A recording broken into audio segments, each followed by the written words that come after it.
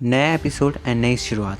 अब हमारे हीरोज़ के पास एक शिप है एंड एक नया बंदा उसोप नाम है जिसका हम देखते हैं। उसोप शायद कोई गेम खेलना चाहता था जिसमें सामने से वो सोच रहा था कि कोई अटैक कर रहे हैं एंड सभी उसके सभी चेले हैं एंड वो सबको ऑर्डर देता है कि अटैक करो सभी पे, लेकिन कोई इस बात पे इंटरेस्ट नहीं दिखाता। यहाँ तक कि ज़ोरो उबासी लेने लगता है, उसको नींद आने लगती है इस बात पे।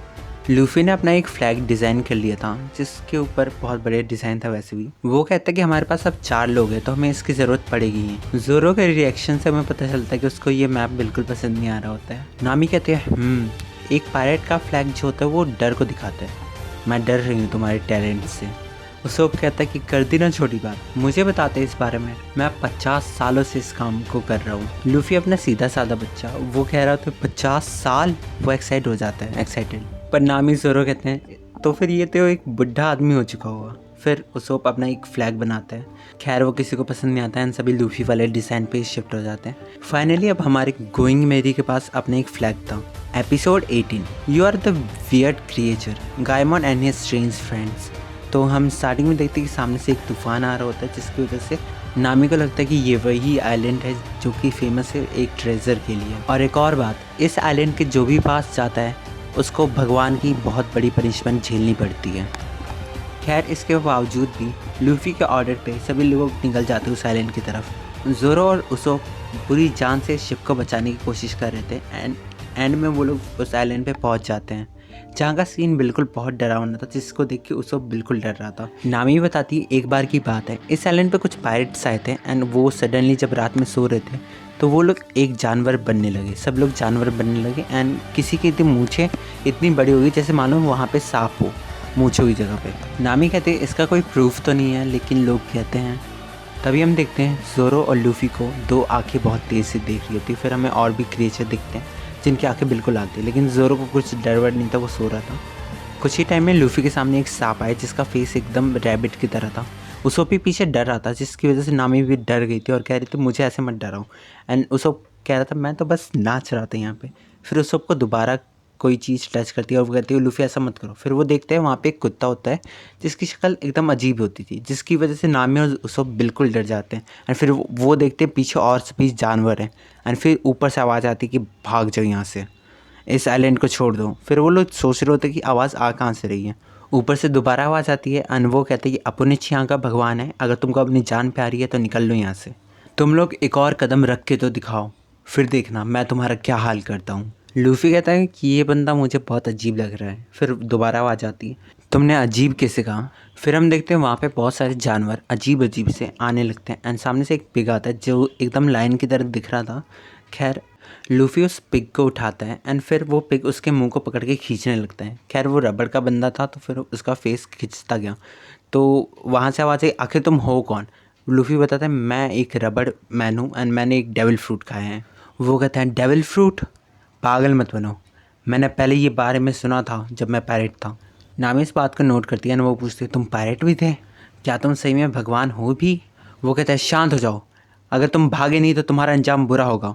एंड फिर वहाँ से सभी लकड़ी वकड़ी अटैक होने लगता है एकदम तीर की तरह। वहाँ पे लूफी कैसे कैसे बचता है लेकिन फिर हम देखते हैं लूफी के सर पे एक पत्थर गिर जाता है। खैर वो रबड़ का बंदा था तो फिर उसको चोट नहीं लगी। हम देखते हैं उसके पीछे एक झाड़ी थी जो कि थोड़े टाइम में हिलने लगी, यानी वहाँ पे कोई छिपा हुआ था।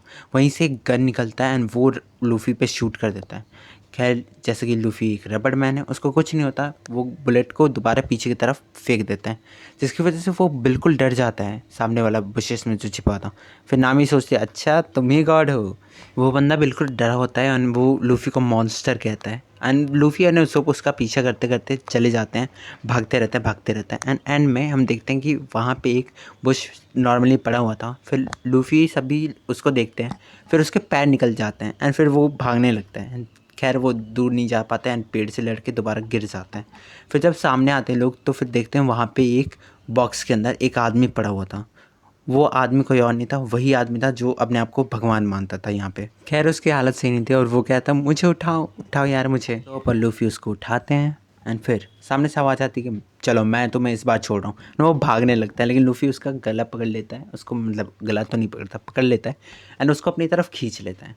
खैर वो खींचने के टाइम पे वो खुद उसकी तरफ भाग जाता है एंड वो पहाड़ से गिर जाते हैं जिसकी वजह से उसके उस बुशेस वाले बंदे की आंखों में आंसू आ गए थे क्योंकि वो पानी में गिरने वाला था। कैसे कैसे वो बच गया। लूफी उसको ऊपर खींचने लगा लेकिन खैर दोबारा वो स्ट्रेच होके ऊपर आसमान में चले गए।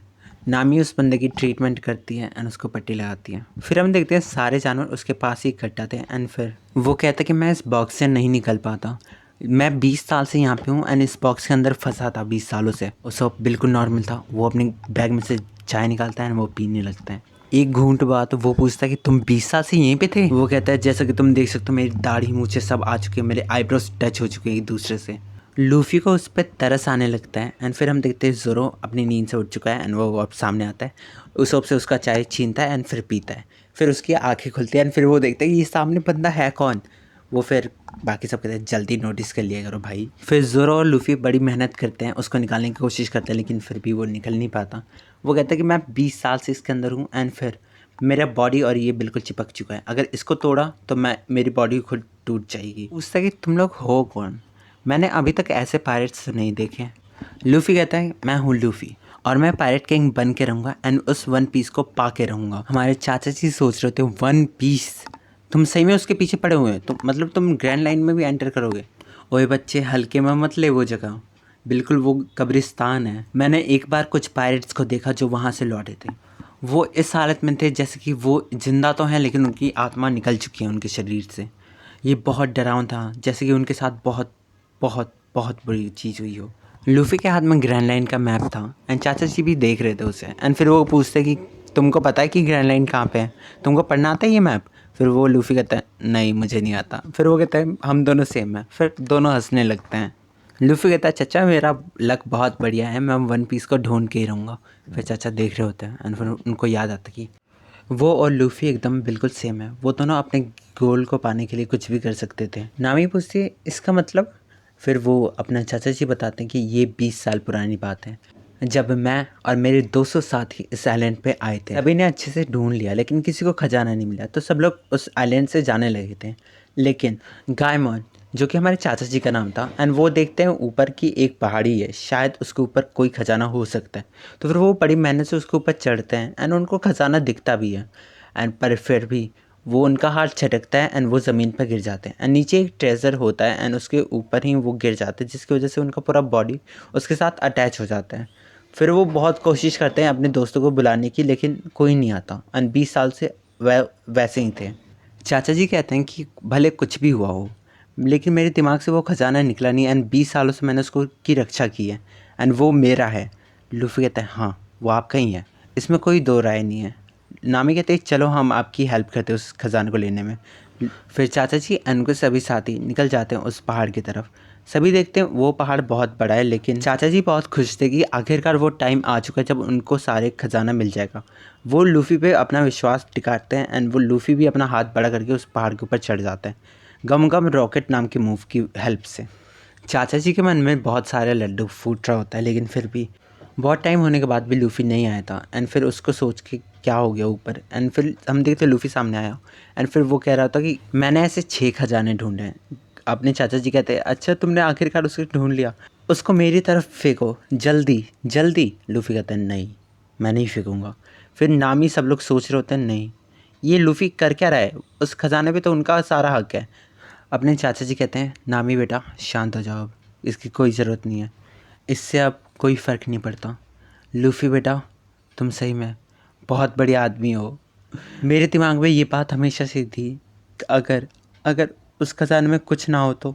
लूफी वो खजाने खाली है ना। लूफी कहता है हाँ वो सभी खाली हैं। हमारे चाचा जी बहुत दुखी होते हैं, सोच रहे होते हैं 20 साल से जिसकी मैंने हिफाजत की वो तो असलियत में है भी नहीं, मैंने पूरी ज़िंदगी बर्बाद कर दी लेकिन मैं एक खजाने को छू तक नहीं पाया। खैर लूफी हंसने लगता है एंड वो कहता है कि ओह चाचा जी अब शांत हो जाओ, दुखी मत हो, अगर यही मैं 20 साल की जगह 30 साल पे आता तो आपकी पूरी ज़िंदगी बर्बाद होती, शायद आप मर भी जाते। चाचा जी लूफी की वर्ड्स को देख के बहुत भावुक हो गए थे, यू नो ना इमोशनल।